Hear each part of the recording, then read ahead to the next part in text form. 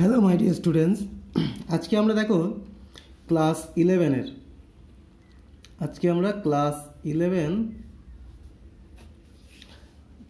ইলেভেনের কেমিস্ট্রির যে পার্টটা করাবো সেটা হচ্ছে দেখো ভ্যালেন্স বন্ড থিওরি, অর্থাৎ যেটা রাসায়নিক বন্ধন চ্যাপ্টার 4 থেকে রয়েছে। দেখো ভ্যালেন্স বন্ড থিওরি, সেখানে আজকে আলোচনা করব সমযোজী বন্ধন গঠনের তত্ত্ব, অর্থাৎ কীভাবে সমযোজী বন্ধন গঠিত হয়।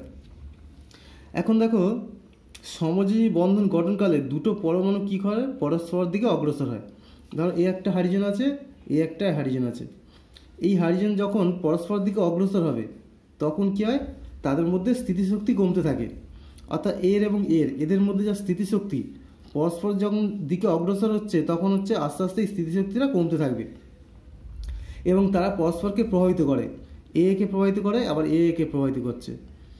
এবং দুটি পরমাণুর মধ্যে আকর্ষণ এবং বিকর্ষণ, এই দুটো পরমাণুর মধ্যে আকর্ষণ এবং বিকর্ষণ উভয় বল কাজ করে।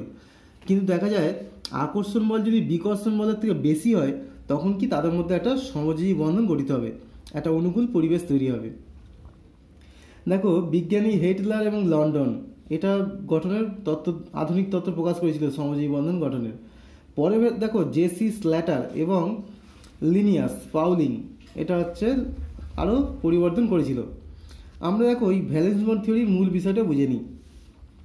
তাহলে এই যে নির্দিষ্ট দূরত্বে অবস্থিত দুটো পরমাণুর মধ্যে, যেমন দেখো দুটো হাইড্রোজেন পরমাণুর মধ্যে, কখন এদের মধ্যে সমযোজী গঠিত হবে? যখন এদের মধ্যে কী হবে, একটা করে অযুগ্ম ইলেকট্রন থাকবে, এর একটা অযুগ্ম ইলেকট্রন এবং এরও একটা অযুগ্ম ইলেকট্রন থাকবে।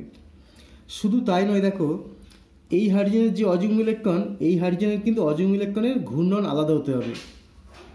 এটা উপরের দিকে হলে এটা নিচের দিকে হবে, তবেই কিন্তু এদের মধ্যে সমযোজী বন্ধন গঠিত হবে। কেন? কারণ দেখো সমযোজী বন্ধন গঠনকালে এই যে তোমার ঘূর্ণন উপরের দিকে, এই যে তড়িৎ ক্ষেত্র সৃষ্টি করবে, এই ঘূর্ণনের তড়িৎ ক্ষেত্র তার বিপরীত দিকে হবে, ফলে এদের মধ্যে একটা তড়িৎ আকর্ষণ সৃষ্টি হবে। বোঝা গেল? তাহলে এই যে ঘূর্ণন, এই ঘূর্ণনের হাইড্রোজেনের যে তোমার এই উপরের দিকে ঘূর্ণন, এ যে তড়িৎ ক্ষেত্র করবে, এ তার বিপরীত তড়িৎ ক্ষেত্র করবে, অর্থাৎ এ পজিটিভ তড়িৎ ক্ষেত্র, এ নেগেটিভ তড়িৎ ক্ষেত্র, ফলে এদের মধ্যে একটা আকর্ষণ তৈরি হবে। বুঝতে পারছো? এবার দেখো শুধু নয়, এদের কীভাবে সমযোজী বন্ধনটা গঠিত হয় এক্ষেত্রে বলা, দেখো এই দুটো পরমাণুর পারমাণবিক কক্ষক যে রয়েছে, এর ধরো 1s, এই হাইড্রোজেনেরও 1s রয়েছে, এই দুটো পারমাণবিক কক্ষকের অভিলেপনের ফলে তৈরি হবে সমযোজী বন্ধন। বুঝতে পারছো? অর্থাৎ এই দুটো পরমাণু যখন কাছাকাছি আসবে তখন এদের মধ্যে একটা অভিলেপন সৃষ্টি হবে, অর্থাৎ এই পারমাণবিক কক্ষক এবং এই পারমাণবিক কক্ষক এই দুজনের মধ্যে অভিলেপন হলো, এটাকে বলে অভিলেপন। এই অভিলেপনের ফলেই কী হবে, এদের মধ্যে একটা সমযোজী বন্ধন গঠিত হবে। এখন দেখো এই যখনই অভিলেপন হলো, এই সমযোজী বন্ধন গঠিত হচ্ছে, তখন কী হয়, এর স্থায়িত্বটা বেড়ে যায়। অর্থাৎ এদের দুজনের আলাদাভাবে যা স্থায়িত্ব, তার থেকে এই দুটো যখন পরস্পরের সঙ্গে অভিলেপন হচ্ছে তখন স্থায়িত্বটা বেড়ে যায়। এই স্থায়িত্ব বেড়ের জন্য কী হয়, কিছু শক্তি মুক্ত হয়, এখান থেকে কিছুটা শক্তি মুক্ত হয়, যার জন্য এদের স্থায়িত্বটা বেশি হয়। বুঝতে গেল? তাহলে দেখো দুটো পারমাণবিক কক্ষক যাদের মধ্যে একটা করে অযুগ্ম ইলেকট্রন আছে এবং সেই অযুগ্ম ইলেকট্রন কি এবং বিপরীত ঘূর্ণন বিশিষ্ট অযুগ্ম ইলেকট্রন, এই দুটো বিপরীত ঘূর্ণন বিশিষ্ট অযুগ্ম ইলেকট্রন সমন্বিত পারমাণবিক কক্ষকের অভিলেপনের ফলে তৈরি হয় সমযোজী বন্ধন। এই হচ্ছে সমযোজী বন্ধনের ভ্যালেন্স বন্ড থিওরি। এখানে দেখো যখন অভিলেপন হয় এদের মধ্যে একটা কিছু শক্তি মুক্ত হয়, যে শক্তিটা এদের বন্ধনকে স্থায়িত্ব দেয়।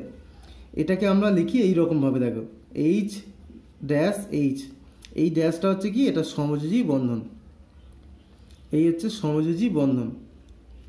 এখন দেখো এই সমযোজী বন্ধনটা যখন তৈরি হলো, এদের মধ্যে দেখো এই যে তোমার যে অভিমুখে যে অভিমুখে এই পারমাণবিক কক্ষক দুটো মিলিত হলো, সেই অভিমুখটা হচ্ছে সমযোজী বন্ধনের অভিমুখ নির্দেশ করে। বুঝতে পারছো? এখানে যেমন এটা গোলাকার বলে এখানে কোনো তেমন অভিমুখ নেই, কিন্তু ধরো এই রকম যদি হয়, দেখো অর্থাৎ দেখো ক্লোরিন আর ক্লোরিন এই দুটো মিলে যখন সমযোজী বন্ধন তৈরি করবে তখন কি হবে, এই ক্লোরিনের শেষ কক্ষে দেখো, ক্লোরিনের যদি শেষ কক্ষ দেখো, এটা হচ্ছে 3p5, এদের শেষ কক্ষ 3p5। সুতরাং এটাকে যদি ভেঙে লিখি 3p(x2), 3py2 আর 3pz1, এটাও একই রকমভাবে 3px2, 3py2 আর হচ্ছে 3pz1। সুতরাং দেখো এই যে একটা করে অযুগ্ম ইলেকট্রন আছে 3pz, সুতরাং এই দুটো 3pz এর মধ্যে অভিলেপন হবে। আর পি কক্ষকটা দেখতে কেমন, এইরকম, ঠিক আছে। আর এটাও একটা পি কক্ষক, দুটো পিজেড আর পিজেড, এই দুটো পিজেড, এদের মধ্যে দেখো এখন অভিলেপন হবে। কীরকম অভিলেপন হবে, এই হচ্ছে দুটো পারমাণবিক কক্ষক, এইটা পরস্পরের কাছাকাছি আসছে, এদের প্রত্যেকে একটা করে অযুগ্ম ইলেকট্রন রয়েছে, ফলে কী হবে, এইরকমভাবে একটা অভিলেপন তৈরি হবে, ঠিক আছে। এই অভিলেপন হলো। এখন দেখো এই যে অভিলেপনের মুখটা, এটাই হচ্ছে দিক, অর্থাৎ এই ডিরেকশন বরাবর এই সমযোজী বন্ধনটা তৈরি হবে, বোঝা গেল। আর দেখো এখানে এই সমযোজী বন্ধনের যতগুলো অযুগ্ম ইলেকট্রন থাকবে গঠিত হওয়ার সময়, যতগুলো অযুগ্ম ইলেকট্রন সেটাই হচ্ছে যোজ্যতা। এখানে একটা অযুগ্ম ইলেকট্রন, সুতরাং যোজ্যতা কত হবে, ক্লোরিনের 1। এই যে ক্লোরিন পরমাণুর যোজ্যতা দেখো একটা, কেন একটা অযুগ্ম ইলেকট্রন আছে, তাই যোজ্যতাই 1 হবে, ঠিক আছে। তাহলে এই হচ্ছে ভ্যালেন্স বন্ড থিওরি। এখানে দেখো এই যে দুটো ইলেকট্রন, যখন এই এদের মধ্যে এখানে একটা ইলেকট্রন আছে, এখানে একটা ইলেকট্রন আছে, ফলে এখানে যেমন বন্ধন তৈরি হচ্ছে, এই ক্লোরিন আর ক্লোরিনের মধ্যে বন্ধন তৈরি হচ্ছে, এখানে দেখো দুটো ইলেকট্রন রয়েছে, সেই দুটো ইলেকট্রনের উপর কিন্তু দুজনের সমান প্রভাব থাকবে, বুঝতে পারছো। দুটো ইলেকট্রনের উপরে দুজনের সমান প্রভাব থাকবে, অর্থাৎ এই দুটো ইলেকট্রন এরও প্রভাব থাকবে, আবার এই দুটো ইলেকট্রনের উপর এই ক্লোরিন পরমাণুরও প্রভাব থাকবে। এখন দেখো আমরা যদি ছবির সাহায্যে দেখি, এদের মধ্যে ছবির সাহায্যে যদি আমরা দেখি, যখন হাইড্রোজেন এবং হাইড্রোজেন বন্ধন তৈরি হচ্ছে, কী ঘটনা ঘটছে দেখো। এদিকে আমরা লিখছি শক্তি, বা বলতে পারি এটা স্থিতিশক্তি, আর এদিকে দুটি হাইড্রোজেন পরমাণুর মধ্যে দূরত্ব। দেখো যখন হচ্ছে দুটো হাইড্রোজেন পরমাণুর দূরত্ব বেশি, অর্থাৎ ধরো এখানে রয়েছে দুটো হাইড্রোজেন পরমাণু, এই মানে কি এই দুটোর মধ্যে দূরত্ব বেশি, দেখো এটা দূরত্ব, তাহলে এদিকে আছে মানে কি এদের মধ্যে দূরত্ব বেশি, তাহলে এদের মধ্যে ধরো শক্তিটা এইরকম পজিশানে রয়েছে, শক্তিটা এইরকম রয়েছে। যখন এরা নিজেদের মধ্যে কাছে আসবে, অর্থাৎ এদের মধ্যে দূরত্ব কমবে, তখন এদের শক্তি আস্তে আস্তে কমবে, এরকমভাবে শক্তি আস্তে আস্তে কমতে থাকবে। যখন এইখানটা এলো তখন শক্তি আরও কম, দুটো হাইড্রোজেন পরমাণু কাছাকাছি আসছে, ফলে শক্তি কমছে, এরপরে যখন আরও কাছে আসছে আরও শক্তি কমছে, এইভাবে হচ্ছে তোমার শক্তি দেখো কমছে। এই জায়গাটা যখন এলো দেখো, এই জায়গাটায়, অর্থাৎ এখানে হাইড্রোজেন আর হাইড্রোজেনের মধ্যে একটা ওভারল্যাপ তৈরি হয়ে গেছে, ফলে এই জায়গাটা দেখো শক্তিটা অনেকটাই কমে গেল। এখান থেকে এই যে ডিস্টেন্সটা, এটা হচ্ছে কি হাইড্রোজেন পরমাণুর সমযোজী বন্ধন, অর্থাৎ এটা হচ্ছে বন্ধন দৈর্ঘ্য, এটা হলো বন্ধন দৈর্ঘ্য, অর্থাৎ দুটো হাইড্রোজেন পরমাণুর মধ্যে যখন অভিলেপন হয়ে গেল, এই যে অভিলেপনটা হলো এদের মধ্যে যে বন্ধন দৈর্ঘ্য। এখন দেখো দুটো যখন অভিলেপন হয়ে গেছে, দেখো স্থিতিশক্তি অনেকটা কমে গেছে, এখান থেকে দেখো এইখানটায় এত দূর ছিল, সেখান থেকে শক্তিটা কমে এখানে এলো, ঠিক আছে। এই হাইড্রোজেন পরমাণুর মধ্যে দূরত্বটা হচ্ছে 74 পিকোমিটার, এটা হচ্ছে বন্ধন দৈর্ঘ্য দুটো হাইড্রোজেন পরমাণুর মধ্যে। অর্থাৎ দেখো যখন দূরে ছিল দুটো, তাদের মধ্যে শক্তিটা অনেক বেশি, যখন পরস্পরের কাছে আসছে শক্তিটা আস্তে আস্তে কমছে, যখন পরস্পরের অভিলেপন হলো শক্তিটা অনেকটা কমে গেল। সুতরাং এইভাবে হচ্ছে সমযোজী বন্ধন গঠিত হচ্ছে, এটা হচ্ছে আধুনিক ধারণা। এবার দেখো এই যে যখন অভিলেপনটা হচ্ছে, দুরকমভাবে অভিলেপন হতে পারে, পারমাণবিক কক্ষকের অভিলেপন দুরকম হতে পারে। পারমাণবিক কক্ষকের অভিলেপন এটা দুরকম হতে পারে। কীরকম, একটা হচ্ছে সিগমা বন্ধন, এবং আরেকটা হচ্ছে পাই বন্ধন। সিগমা বন্ধন কখন হবে, যখন দুটি অযুগ্ম ইলেকট্রন সমন্বিত দুটি পারমাণবিক কক্ষকের মধ্যে অভিলেপনটা মুখোমুখি হয় তখন তৈরি হয় সিগমা বন্ধন, আর যদি পাশাপাশি অভিলেপন হয় তাহলে তৈরি হবে পাই বন্ধন। কীরকমভাবে দেখাচ্ছি দেখো, ধরো দুটো এস পারমাণবিক কক্ষকের মধ্যে অভিলেপন হচ্ছে, দুটো এস এস পারমাণবিক কক্ষকের মধ্যে অভিলেপন, অর্থাৎ এ একটা এস প্লাস এ একটা এস, এই দুটো এস এস পারমাণবিক কক্ষকের মধ্যে অভিলেপন। সুতরাং এক্ষেত্রে কী হবে দেখো, এই একটা এস আর এই একটা এস, ফলে এদের মধ্যে একটা এই অভিলেপন হলো, এই হচ্ছে অভিলেপন হলো। সুতরাং এটা হচ্ছে S S S S sigma বন্ধন, এটা তৈরি হলো এস এস সিগমা বন্ধন। তাহলে এটা যেহেতু মুখোমুখি অভিলেপন হয়েছে, ঠিক আছে।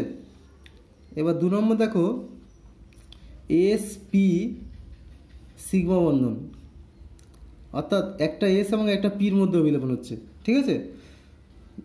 এই হচ্ছে তোমার দেখো এস প্লাস এই পি, এস আর পি এর মধ্যে অভিলেপন, এস আর এই পি, এই হচ্ছে এসপির মধ্যে অভিলেপন হলো। সুতরাং এটা হচ্ছে এসপি সিগমা বন্ধন, এই হচ্ছে এসপি সিগমা বন্ধন।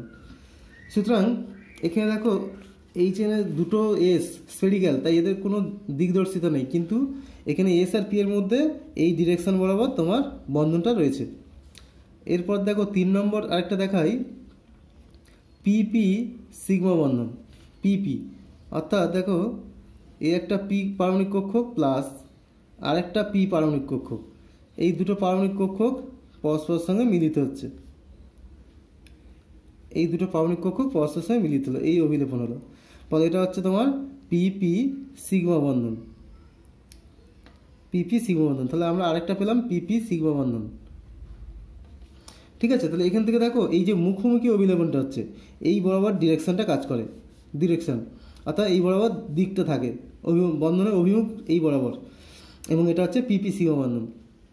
এখন দেখো এই যে তিনটে হলো, একটা হচ্ছে এস এস সিগমা বন্ধন, একটা এসপি সিগমা বন্ধন, আর একটা হচ্ছে পিপি সিগমা বন্ধন। এদের মধ্যে দেখো এস এস এর মধ্যে অভিলেপন ক্ষেত্রটা কম, এস আর পি এর মধ্যে অভিলেপন ক্ষেত্রটা বেশি হয়, আর পিপির মধ্যে অভিলেপন ক্ষেত্রটা সবচেয়ে বেশি হয়, সেই জন্য পিপি বন্ধনটা সবচেয়ে শক্তিশালী।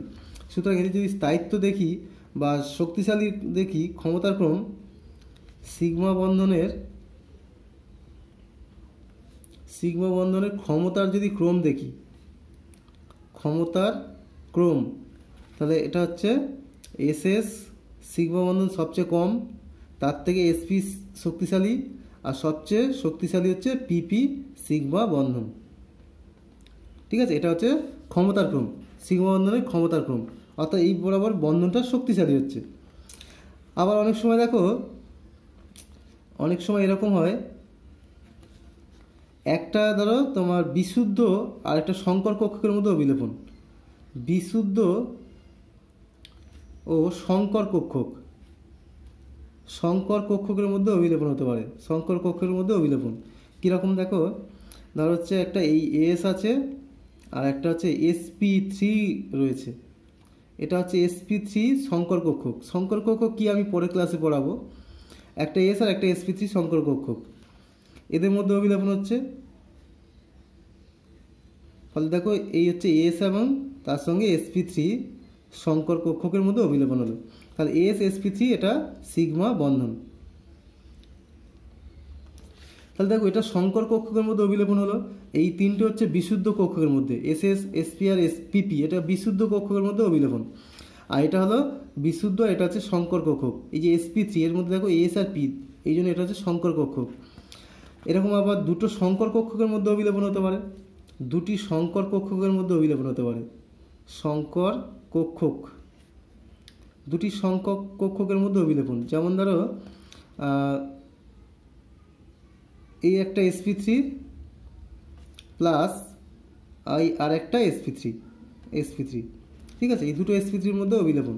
তাহলে দেখো কীরকম হচ্ছে, এই একটা sp3 আর এই একটা sp3, এই দুটোর মধ্যে অভিলেপন হলো। সুতরাং এটা sp3 সংকর সিগমা বন্ধন, sp3 সিগমা বন্ধন। সুতরাং এইভাবে সিগমা বন্ধন গঠিত হচ্ছে। তাহলে এখনও পর্যন্ত আমরা সবই দেখলাম মুখোমুখি অভিলেপন হচ্ছে, সবই মুখোমুখি অভিলেপন, তাই এগুলো সবই সিগমা বন্ধন। এবারে আমরা দেখব পাই বন্ধন, যেখানে পাশাপাশি অভিলেপন, এবার আমরা দেখছি দেখো পাই বন্ধন, অর্থাৎ দুটো পারমাণবিক কক্ষকের পাশাপাশি অভিলেপনের ফলে পাই বন্ধন তৈরি হয়। যেমন দেখো এই একটা পি কক্ষক প্লাস এই একটা পি কক্ষক, এটা দেখো পাশাপাশি অভিলেপনটা কীরকম হচ্ছে, এইরকম। এই হলো পাশাপাশি অভিলেপন, এই একটা উপরে আর এই একটা উপরে, এটা হচ্ছে পাশাপাশি অভিলেপন। তাই এটা হচ্ছে তোমার পিপি পাই বন্ধন, এটা হচ্ছে পিপি পাই বন্ধন। একটা পি কক্ষক একটা পি কক্ষক, তাদের মধ্যে হলো পিপি পাই বন্ধন। এটা দেখো সিগমার মধ্যে কিন্তু পাই বন্ধন হয় না, কারণ সিগমা স্ফেরিক্যাল এস অরবিটালের মধ্যে পাই, যখন এস আর এস অভিলেপন হবে সেখানে কিন্তু পাই বন্ধন হয় না, কারণ এস হচ্ছে স্ফেরিক্যাল, তো এর যেমনভাবে অভিলেপন করবে একটাই অভিলেপন হবে, ফলে এটা হচ্ছে সবসময় সিগমা হবে। কিন্তু পি এর মধ্যে দুরকম হতে পারে। পির অভিলেপন দেখো এটা পাশাপাশি, এটা তৈরি হলো পাই, আর এর আগে দেখিয়েছিলাম দেখো এই দুটো পি যখন মুখোমুখি অভিলেপন, এটা মুখোমুখি, বুঝেছো, মুখোমুখি, এটা হচ্ছে সিগমা বন্ধন, এটা সিগমা বন্ধন। আর এই যে সাইড ওয়াইজ দেখো এটা পাশাপাশি সাইড ওয়াইজ, ফলে এটা হচ্ছে পাই বন্ধন। সুতরাং সিগমা বন্ধন আর পাই বন্ধন নিচে বুঝতে পারলে, এটা মুখোমুখি অভিলেপন সিগমা, এটা পাশাপাশি তাই পাই। ঠিক আছে, এবার কতগুলো বিষয় একটু আমরা জেনে নেব। দেখো যদি দেখি পাই বন্ধন আর সিগমা বন্ধন কোনটা শক্তিশালী হবে, সিগমা বন্ধন সবসময় পাই বন্ধনের থেকে শক্তিশালী, সিগমা বন্ধন পাই বন্ধনের থেকে শক্তিশালী হবে। কেন এটা হয়, কারণ সিগমা বন্ধনে অভিলেপন ক্ষেত্রটা বেশি হয়, সিগমা বন্ধনে দুটো পারমাণবিক কক্ষকের মধ্যে অভিলেপন ক্ষেত্র বেশি হয়, যার জন্য সিগমা বন্ধন শক্তিশালী পাই বন্ধনের তুলনায়।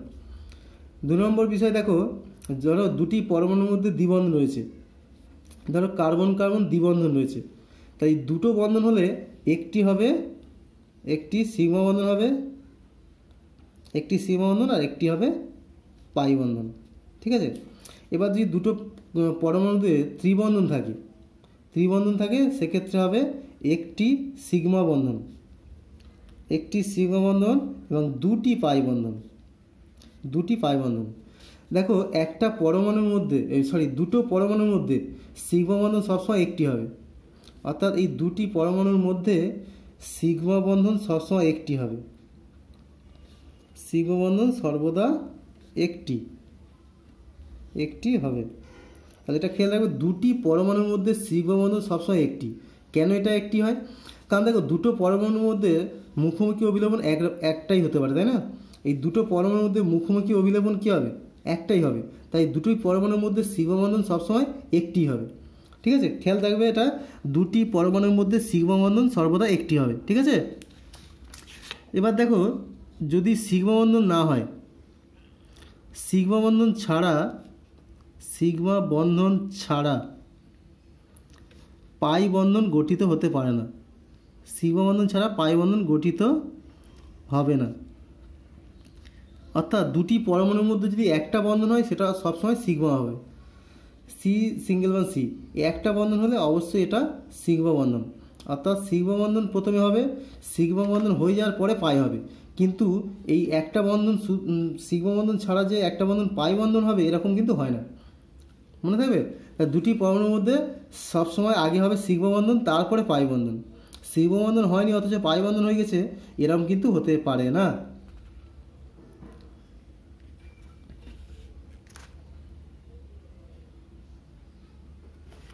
আরেকটা বিষয় একটু খেয়াল রাখো, দুটি পরমাণুর মধ্যে ধরো দুটো পরমাণু, ধরো এক্স আর এক্স, এই দুটো পরমাণুর মধ্যে এখানে কিন্তু এদের মধ্যে তিনটে কিন্তু পাই বন্ধন হবে না, দুটি পরমাণুর মধ্যে তিনটি পাই বন্ধন হয় না, তিনটি পাই বন্ধন হয় না। অর্থাৎ দুটো পরমাণুর মধ্যে পাই বন্ধন ম্যাক্সিমাম দুটো হতে পারে, দুটি পরমাণুর মধ্যে পাই বন্ধন ম্যাক্সিমাম দুটো হবে, পাই বন্ধন ম্যাক্সিমাম দুটি হতে পারে, তিনটে কোনো সময় হবে না।